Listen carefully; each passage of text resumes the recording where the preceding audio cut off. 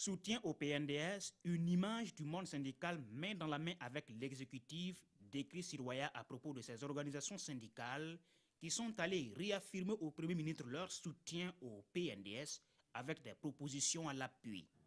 Et c'est un Premier ministre admiratif d'un élan patriotique réconfortant qui parle d'une fierté d'avoir de telles organisations syndicales, sachant distinguer les intérêts corporatistes de ceux de la nation.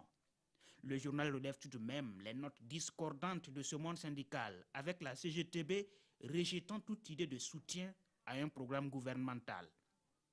Municipal partiel demain, le ministre de l'administration territoriale et de la décentralisation en parle dans une longue interview accordée au journal Le Pays. Les raisons de blocage de ces exécutifs locaux, Simeon Sawadogo les trouve dans des pesanteurs sociales qui n'ont rien à voir avec la démocratie locale, mais pointe aussi du doigt certaines alliances contre nature ou l'ingérence de certains OSC qui n'hésitent pas à émettre l'idée d'une démission du maire.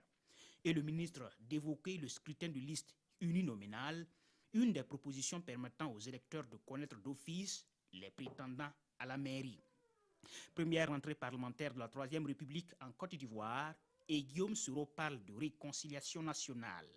L'observateur Palga qui commente l'événement relève que les dirigeants de ce pays ont effectivement besoin d'entente, mais à plusieurs niveaux.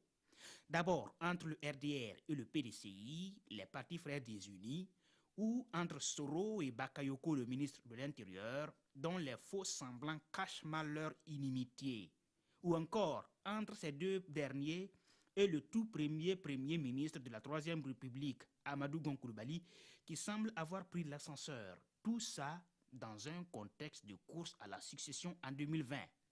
Et le journal de se demander, quand Soro parle de réconciliation, mais avec qui, Monsieur le Président ?